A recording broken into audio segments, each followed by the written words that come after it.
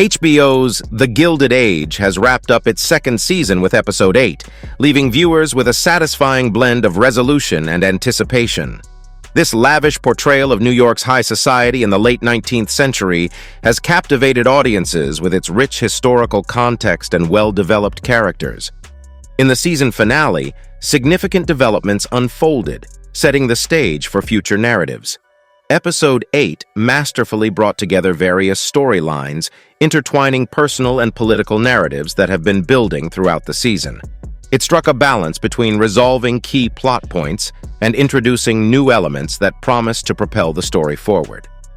Notably, the lives of main characters such as Marian, Bertha, and George saw significant progress. The episode skillfully highlighted key social and political events of the era, impacting the characters' lives and influencing their decisions. With a mix of closure and open-ended questions, the finale left viewers eager to embark on the journey of the next season. Let's delve into the ending of this captivating episode and explore its implications for the characters and the overarching story.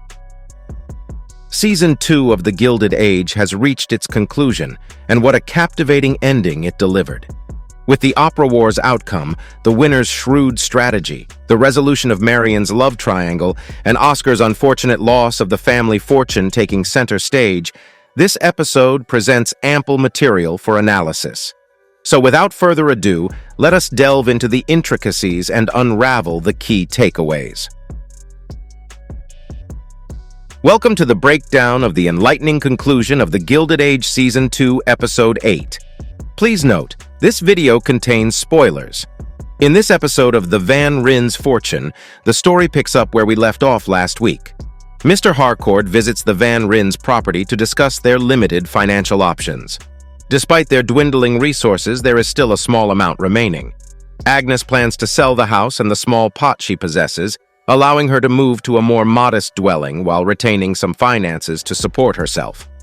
This turn of events not only affects the Van Ryn family, but also their employees, who must seek new opportunities to make a living.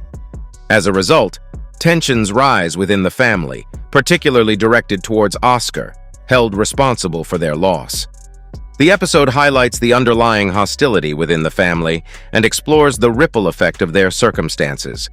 The predominant atmosphere was one of constant panic, although it wasn't immediately evident to the general public. Agnes acknowledged that her lifestyle would have to undergo changes after relocating, and despite her socialite status, her friends would likely distance themselves to protect their own reputation. Hence, she realized that this would impact every aspect of her life, financially, personally, and socially. In the initial third of the episode, we learned that A.A. was burdened with extensive paperwork related to Reverend Fort's demise, and it was within this mound of documents that the solutions to their predicaments awaited. When this was initially mentioned, I had a hunch that it would resurface later. The deliberate mention wasn't necessarily a negative aspect, but rather hinted at the presence of answers and a glimmer of hope within those pages. In the final moments of the episode, gathered with Agnes and Marian and unveiled a surprising revelation. Reverend Fort, it turned out, had a company in his name that he inherited and maintained because it served as a vital lifeline for many people. However, upon joining the church, he relinquished all ties to his once-held wealth. Consequently, upon his passing, became the sole inheritor.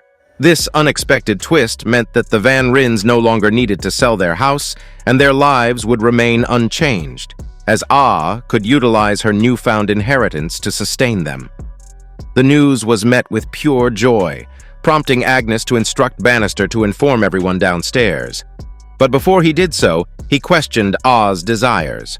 With her newfound wealth, she now held the position of power and would likely be giving orders.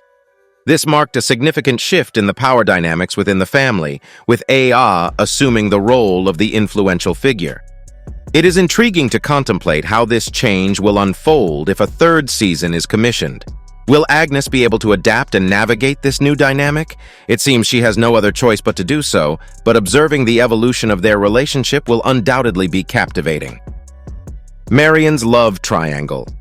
Larry becomes a reality, fulfilling the wishes of those who longed for their union. Witnessing their passionate kiss and heartfelt confessions, it becomes evident that their connection is genuine. Throughout the episode, Marian's uncertainty regarding her marriage to Dashiell looms over her. However, it is Dashiell's mention of Harriet's wedding that ultimately compels her to speak up. During a conversation, when he mentioned offering to cover the expenses for their wedding, he unintentionally slipped and mentioned his late wife's name instead of Marian's. This slip did not go unnoticed by everyone except him. It made Marian realize that she was merely filling a void in his life rather than being loved genuinely. Although he cared for Marian, it wasn't the way she desired, as the feelings were not mutual. Moreover, he preferred a life of domesticity and avoiding work, while Marian had aspirations and didn't want that for herself. Ultimately, this realization led her to call off the wedding with Dashiell. Surprisingly, he took the news better than expected, considering the subtle nuances of his character throughout the season. I anticipated a negative response, but he handled it with grace, which was a pleasant surprise. What was truly remarkable was Agnes's lack of protest over her non-marriage to Dashiell. This was one of Marian's deepest fears, and Ah also perceived Marian's reluctance to be with him. Consequently, Marian was met with unwavering support, a truly positive outcome. This created an opportunity for Larry to step into the picture. Throughout the entire show, we witnessed their remarkable camaraderie, with Larry standing by her side during her darkest moments, and this occasion was no exception. Larry invited Marian to attend the grand opening of the Met with him, and they were seen together in the Russell box as planned. After leaving the Met, Larry walked Marian home, and on her doorstep, the pivotal moment occurred. Larry leaned in and kissed her. This was a desire shared by Marian, evident from their exchanged smiles. Interestingly, we never witnessed such a connection between Marian and Dashiell. Hence, this opens up the possibility for their relationship to flourish and evolve in the upcoming season. Considering Bera's discerning nature when it comes to Larry's romantic involvements, I had my doubts about her acceptance of Marian. However, surprisingly, she didn't utter a word about Marian accompanying Larry to the opera house. This subtly indicates that the family might approve of their union. The Battle of the Opera Houses showcased how people's behaviors can be influenced by popular trends.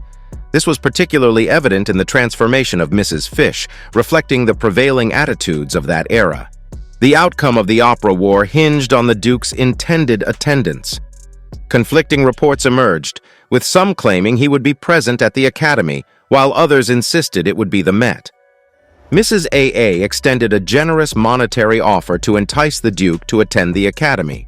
It came to light that the Duke, burdened by financial troubles and the reliance of others, found it impossible to decline. Initially, attending the Academy was indeed part of his plans. However, Bera, upon learning that further financial support was unfeasible due to substantial investments in the Met, set her sights on alternative methods to secure the Duke's presence. During the climactic moments, the Metropolitan bustled with activity, while the Academy remained eerily vacant. This juxtaposition symbolized the diverging fates of the two institutions, the Met's triumphant rise to success, and the Academy's gradual decline from its once esteemed position in society. As the Duke made his entrance at the Metropolitan, he took a seat beside Gladys, unbeknownst to her or anyone else in their family, that Bera had sacrificed her own daughter to secure the Duke's attendance. Although she hadn't offered him money, she had provided him with a gateway into their family, which, over time, held far greater value than any financial gain he could have obtained through Mrs. Astor's proposition. Not disclosing the deal to Gladys or George seems like it will pose a problem for the family in the upcoming season of the show. It's apparent that Gladys had a preference for Billy Carlton, considering she mentioned he was nicer than the Duke to her mother. Nonetheless, Bertha's true colors were revealed when she treated her daughter as a mere pawn to secure the Duke's attendance and elevate her own social standing. While she may have triumphed in the battle for the opera houses, it appears she will soon be confronted with challenges much closer to home in the next season. My only qualm with the story Peggy and the closing of the schools is that it seemed somewhat forced and lacking the attention it deserved for proper development.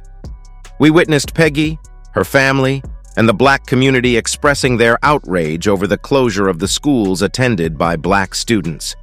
Additionally, we observed the education board manipulating the meeting time to avoid addressing the issue. However, when they discovered this change, they fervently stormed into the meeting and demanded a reversal, ultimately achieving success. They managed to keep 2 schools open while closing only 1, demonstrating their ability to effect change and take a step in the right direction. I anticipate this storyline to continue in Season 3. One notable aspect of this episode was the brief appearance of Mrs. Fortune, which served as a gentle reminder of Peggy's regrettable actions with Mr. Fortune.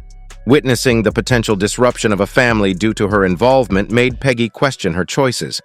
Consequently, she made the difficult decision to part ways with both the paper and Mr. Fortune. It became clear that their connection couldn't be pursued, given the existing feelings between them. This revelation also shifted my perspective on Mr. Fortune, as it seemed he was willing to engage in an affair despite having a wife and a young child at home. Hence, it is in Peggy's best interest to move on from the paper and seek happiness elsewhere, with someone more deserving. One storyline that caught our attention was Mr. Watson's decision to accept his daughter's offer and leave Russell. It seems like he won't be returning to the workplace, which suggests his departure from the show. It wouldn't be surprising if we don't see him again. Another intriguing development was Jack and his clock. We witnessed his patent getting approved. This storyline has the potential for further exploration in Season 3. Jack approached Larry Russell to explore possibilities for taking it to the next level, and by the end, Larry expressed interest in partnering with Jack. So, it looks like this storyline will receive more focus in the upcoming season. Overall, review. I was thoroughly impressed with the season finale. It delivered on the long-awaited moments we had all been hoping for, like Larry and Marian finally being together, the resolution of the opera war, Jack's triumph, and Fort's heroic act from beyond the grave. Admittedly, some parts were predictable, but the element of surprise kept us on our toes, leaving room for unexpected twists. The acting was exceptional, not just in this episode, but throughout the entire season.